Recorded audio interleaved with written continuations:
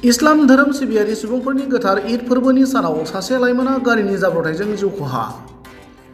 जाथायनि सोमोन्दै मिथिनो हानाय बादिब्ला बरपेटा जिल्ला सिंनि सरबक थानानि बेन्दोङाव थानाय खुदनाबारि पथार गामिनि 23 बोसोर बैसोनि समेर आली मुंनि लाइमोना AS 15 AA 3116 नम्बरनि बाइकजों बरपेटानि नखरनि सोमोन्दोआरि आलासिनि न'आव ईदनि मुङाव गानग्रा जोमग्रा अनथोब होनो थांदोंमोन।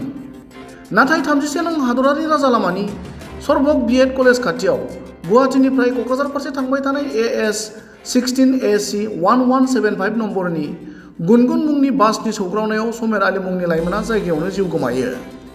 सरबकनिफ्राय पुरन देवनि रिपर्ट, समनि रादाब। মানুহটো তাৰমানে বৰপেটা ৰোড গৈছিল কিহৰ কাৰণে? কাপোৰ আনবা গৈছিল ঈদৰ কুৰমা ঘৰত যাব আৰু তাতো যেনিবা কাপোৰ লৈছে কুৰমা ঘৰত দিব কাপোৰ আনবা গৈছিল আহাৰ সময়ত আহাৰ সময়ত আৰু কি বৰনগৰ কলেজটো পাৰ হৈ আলু গুদাম যোৱা আছে যে নৱদী স্কুল নাপাতে এই তাতে তাৰমানে এক্সিডেণ্টটো হৈছে। মানুহটোৰ নাম হ'ল সমেশ আলী। কিহৰ কাম কৰে?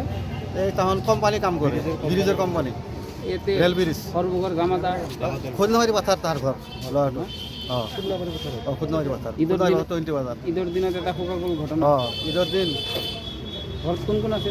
ঘৰত তাহাঁত দেউতা নাই, মা আছে, ডাঙৰ ভাই আছে, এটা সৰু ভাই আছে, তাৰ এটা সৰু বহিনী এটা আছে 8-9 বছৰ। বাছৰ লগত বাছৰ লগতে তাহন এক্সিডেণ্ট হৈ মৰলাক। ইয়াৰ নিজা গাড়ী না? বাইকটো তাহাঁত নিজা গাড়ী।